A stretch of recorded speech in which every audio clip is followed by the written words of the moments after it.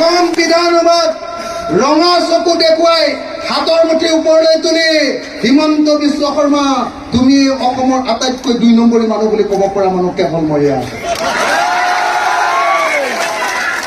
নিশ্চয় আপোনালোকে জানে, দেখিছে নাই? বিধানসভা চাইনে নাচায়? মোৰ এই দণ্ডাৰ কথাবিলাক চাইনে নাচায়? আপোনালোকৰ আগত যে দমত কথা কোৱা এনেকুৱা নহয়, হিমন্ত কেনেকে এনেকে ঘূৰাই থাকো, এনেকে ঘূৰাই থাকো, বুজিছেনে নাই?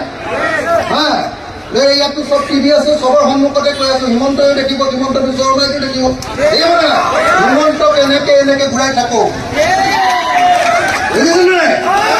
বুজিছে? আৰু বেছি কথা নকওঁ, বসুন্ধৰা আঁচনিত আপোনালোকৰ কাকো মাটি দিয়া নাই, দিছে নেকি? ডিঙিপুৰক লাগিব বুলি কাকো মাটি পট্টা দিয়া নাই, দিছে নেকি?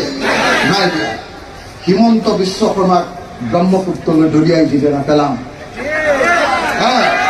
যিদিনা পেলাম 2026 চনত চাচা আৰু মামা, চাচাৰ কোনোবা বন্ধু আছে নেকি আকৌ চাচা? মই আকৌ চাচাকো দেখিব নোৱাৰো দেই, হিমন্ত বিশ্ব শৰ্মাৰ সমানে মই বেয়া পাওঁ আকৌ চাচা, জানে নাই? এজন হ'ল হিন্দু সাম্প্ৰদায়িক আৰু আনজন হ'ল মুছলমান সাম্প্ৰদায়িক। যেতিয়া মামাৰ অৱস্থা বেয়া হয়, চাচাই নামনি অসমত কৈ দিয়ে এইবাৰ লুঙি টুপিৰ চৰকাৰ হ'ব, কৈ দিয়ে নে নাই? লগে লগে উজনি অসমৰ অসমীয়া বাকী মানুহবিলাকে ভাবে মুছলমানে দিশপুৰ দখল কৰিলে, হয় নাই? এই আমি চবে লগ লাগি বিজেপিকে ভোট মাৰিব, হয় নে নহয়? এইটোৱে হ'ল চাচা আৰু মামাৰ অংক।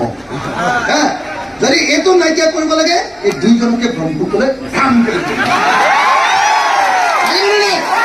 লাগিবনে নাই? মই এতিয়া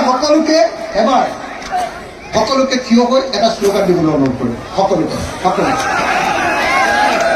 সকলো থিয় হ'ব দেই, কোনেও ইফাল সিফাল নকৰিব, সকলোৱে থিয় হ'ব, বহল হৈ দিয়ক বঢ়িয়াকে, সকলোৱে একদম অলপ পিছলৈ যাওক, এইফালে থাকিলে টিভিত নাহিব, ইফালে যাওক, এইফালে অকণমান এইফালে গৈ দিয়ক, এইফালে থাকিলে নাহিব নহয়, ইফালে গৈ দিয়ক, অলপ পিছুৱাই দিয়ক, ভালকে কোনো নাযাবগে প্লিজ।